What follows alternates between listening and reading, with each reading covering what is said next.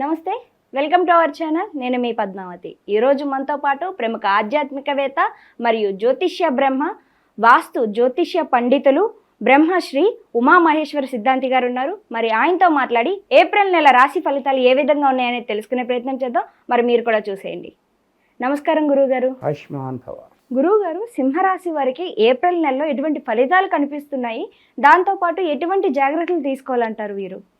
సింహస్యాధిపతి సూర్య, సింహరాశికి ఆధిపత్యాన్ని వహించిన వాడు సూర్య భగవానుడు. ఉన్న స్థానము మిత్రక్షేత్రమైన మీనరాశి యందు సంచారం చేస్తున్నాడు. అయితే మీనరాశి యందు పంచగ్రహ కూటమి ఏర్పడి ఉంది. 5 గ్రహములు మీనరాశిలో ఉంది.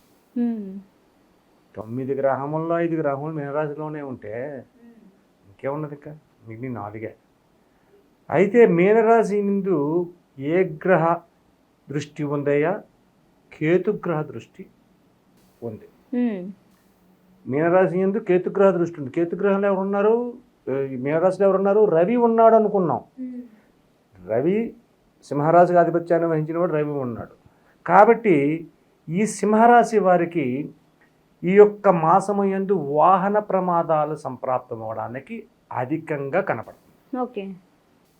కాబట్టి వాహనముల యందు జాగరూకతను వహించండి. వాహనముల యందు జాగరూకత వహించండి. అంతకంటే ఉంది. అంటే ట్రాఫిక్ రూల్స్ని పాటించండి. సిగ్నల్ పడింది, చాలామంది చూస్తున్నాను, సిగ్నల్ పడిపోయినా సరే వెళ్ళిపోతుంటాడు. అది కాదు, పద్ధతి కాదు. కాబట్టి సిగ్నల్ పడినప్పుడు సిగ్నల్ పాటించండి, దగ్గరికి వెళ్ళకుండా. అటువంటి విధానం చేయండి. ఆచితూచి చూసుకోండి.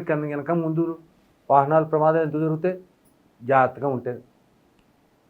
ఇప్పుడు 40 కిలోమీటర్ల స్పీడ్లో వెళ్ళవలసిన చోట్ల నువ్వు 160 వెళ్ళిపోతే ఎలా కుడుతుంది? అవే వెళ్ళాలి. అటువంటి విధానం పాటిస్తే ఆ ప్రమాదాల నుంచి నివారణ జరుగుతుంది. అదే ప్రమాదాలని నివారణ చేసుకోవడానికి ఏ రెమెడీ చేసుకోవాలన్నది తర్వాత చెప్పుకుందాం. సింహరాశికి మకా, పుబ్బ, ఉత్తర 1వ పాదం. మకా నక్షత్రం 1, 2, 3, 4 పాదాలు, పుబ్బ 1, 2, 3, 4 పాదాలు, ఉత్తర నక్షత్రం 1వ పాదం సింహరాశిలో ఉంది. సింహరాశిలో ఉన్నవారు ఈ 9 పాదములకు కూడా ఉన్న పరిస్థితి ప్రభావాలు అంతా శుభదాయకమైన ఫలితంలో ఉన్నాయి. వ్యాపారాలు బాగున్నాయి, వ్యవహారాలు బాగున్నాయి, మిత్రుల వల్ల లాభాలు పొందుతున్నారు, శుభదాయకమైన ఫలితాలు పొందుతున్నారు. కొత్త కొత్త వ్యాపారములు నిర్మాణము చేయడానికి కూడా అవకాశాలు ఉన్నాయి. చాలామంది ఏంటంటే కొత్త కొత్త వ్యాపారాలు చేస్తారు. కొత్తగా ఏదో పెట్టాలి, ఆ వ్యాపారంలో సక్సెస్ చేస్తారు, వాళ్ళు పొందుతున్నారు. శుభదాయకమైన ఫలితాలే పొందుతున్నారు. అటువంటి లాభదాయకం. భార్యాభర్తల మధ్యన అవగాహన విధానం ఏ రకంగా ఉంది? కొద్దిగా ఇబ్బందికరంగా ఉంది. భార్యాభర్తల మధ్యన కొన్ని తగవలు పడడానికి కొద్దిగా నువ్వు ఆ రోజునాడు అలా చేసు, ఈ రోజు వెళ్ళచ్చు, ఇవన్నీ అవసరం కాదు. కానీ ఎటువంటివి అన్నీ తెచ్చుకొని కొంచెం ఇబ్బంది పడే పరిస్థితులు వీళ్ళు తెచ్చుకుంటున్నారు. అటువంటి విధంగా భార్యాభర్తలు. ఇక ఉద్యోగ రంగంలో ఉన్న వారికి ఎలాగుంది? ఇంక్రిమెంట్స్, ప్రమోషన్స్ ఇటువంటివన్నీ పొందుతున్నారు. ఊహించిన విధంగా వీళ్ళు ఊహించరు. నాకు ఇలాగ జరుగుతుంది, నాకు ఇంత గొప్పతనం సంతరించబడుతుంది అని వీళ్ళు ఊహించలేదు. ఊహించిన విధంగా వస్తుంది. అలాగే దూరపు నుంచి కొంతమంది వ్యక్తులు, అంటే ఫ్రెండ్స్ కాదు, నూతన స్నేహితులు అనుకుందాం, నూతన మిత్రులు లాంటి వాళ్ళు వచ్చి వారి ద్వారా స్నేహం ఏర్పరచుకుని వేరే ఒక వ్యక్తులు చెప్పగా ఈయన పలానా వాళ్ళండి, ఆయన పలానా, ఈ పలానా జైపూర్ నుంచి వచ్చారండి అని చెప్పేసి మాటల సందర్భాలు కలుపుకుని ఆ కలుపుకున్న విధానంలో వాళ్ళు వ్యాపారాన్ని చెబితే అందులో భాగస్వామ్యంగా చేరి, మిత్రుల లాభం అన్నాను కదా, భాగస్వామ్యంగా చేరి అత్యధికమైన లాభములు పొందగలుగుతున్నారు. సరే, ఇక్కడ మిత్రుల వల్ల లాభదాయకమైన ఫలితాలు పొందారు, శుభదాయకమైన ఫలితాలు పొందారు, లాభాన్ని పొందుతున్నారు అని చెప్పుకున్నాం. పగలవగానే రాత్రి వస్తుంది. పగలవగానే రాత్రి వస్తుంది. పగల నువ్వు కనపడినట్టుగా రాత్రి కనపడదు. ఎప్పుడైతే శుభదాయకమైన ఫలితములు పొందాడో అశుభదాయకమైన ఫలితాలు కూడా వస్తాయి. ఎవరి వల్ల వస్తున్నాయి? బంధువర్గం వారి వల్ల వస్తున్నాయి. బంధువర్గ వారు అంటే అమ్మో వీడిని తెలిగిపోతున్నాడు, మిత్రుడు ఎవడో పక్కింటి వాళ్ళు ఎవడో బాగుపడుతున్నాడు, బండి కొనుక్కున్నాడో లేదా కారు కొనుక్కున్నాడో హెలికాప్టర్ కొనుక్కున్నాడో అంటే ఎవడు పట్టించుకోడు, ఎవడికి అవసరం లేదు.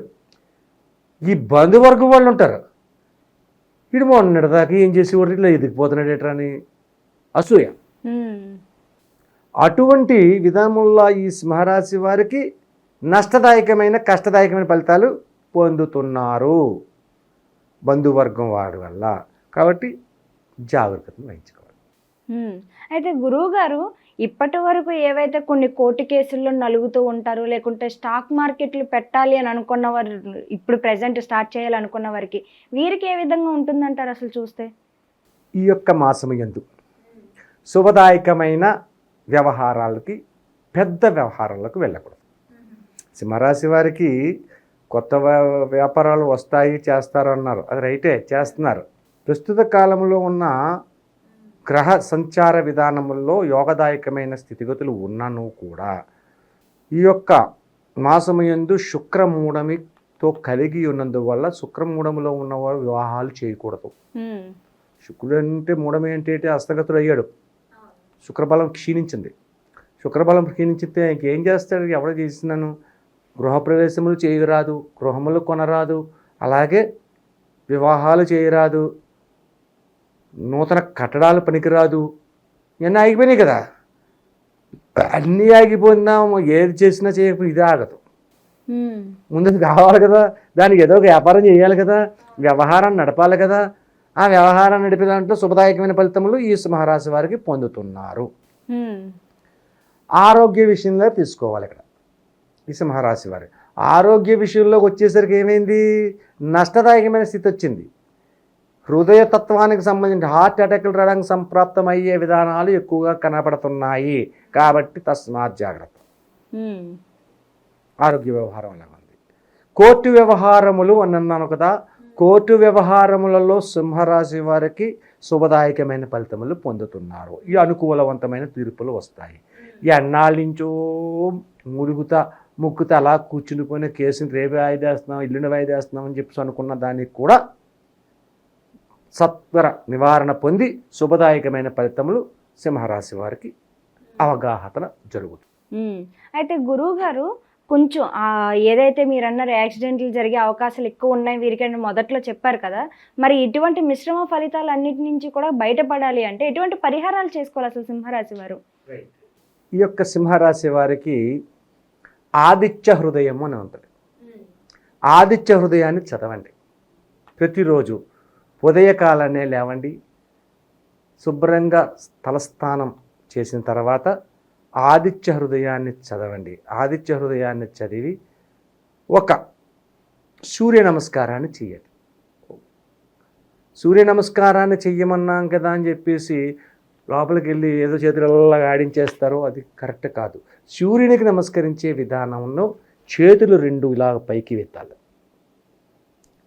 చేతులు పైకి వెత్తి మనసులోని సూర్య భగవాన్ని తలుచుకుని నమస్కరించుకుని ముందు నమస్కారానికి వెళ్ళినప్పుడే ఒక చెంబుతోటి నీళ్లను పట్టుకెళ్ళాలి.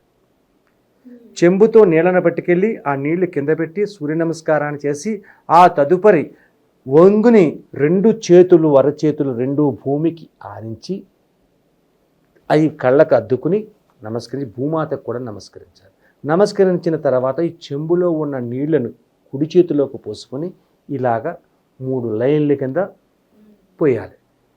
పోసిన నీళ్ళని చేసిన తర్వాత మళ్ళా సూర్యుడికి తిరిగి నమస్కరించి 3 ప్రదక్షిణలు చేయాలి.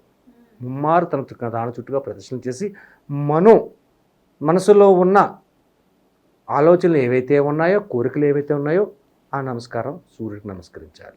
సూర్యుడికి నమస్కరించిన తర్వాత ఈ నీళ్లను తీసుకెళ్ళి వెళ్ళి బయట పారబోయకూడదు, వారే సేవించాలి.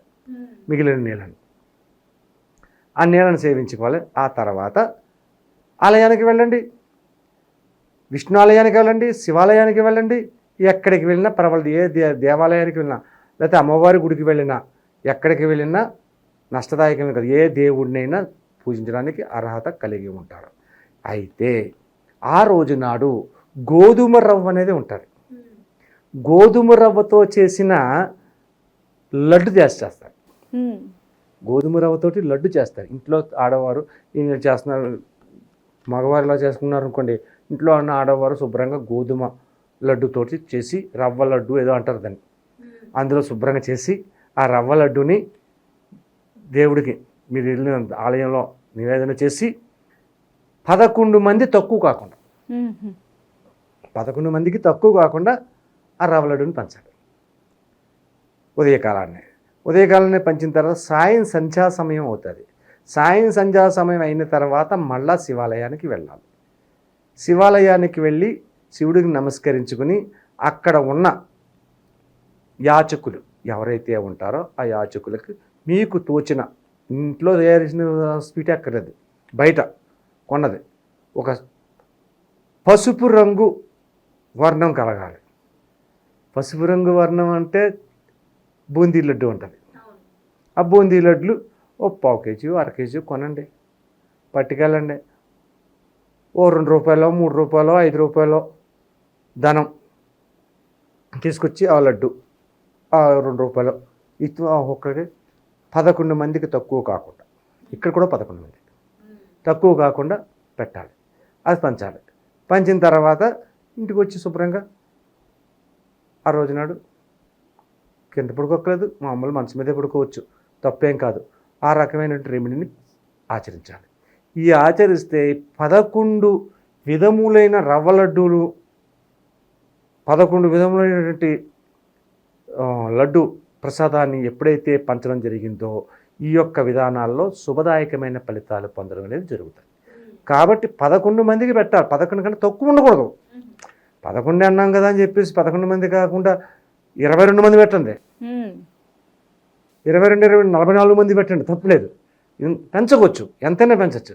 కానీ 11 తగ్గకూడదు, 11 సార్లు ఉండాలి. ఆదిత్య హృదయాన్ని చదవాలి, ప్రతిరోజు ఆదిత్య హృదయాన్ని చదువుకోవాలి.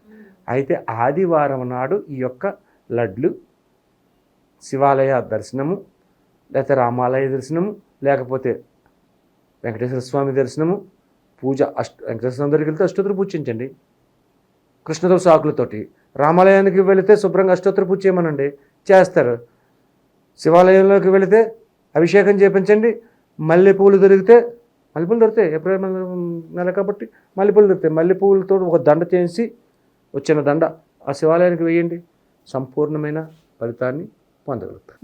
చాలా చక్కగా వివరించారు. సింహరాశి వారికి ఎటువంటి ఫలితాలు కనిపిస్తున్నాయో పాటుగా ఎటువంటి రెమెడీస్ చేసుకోవాలో కూడా చాలా చాలా వివరంగా ప్రతిదీ కూడా వివరించారు. ధన్యవాదాలు గురువు. ఆయుష్మాన్.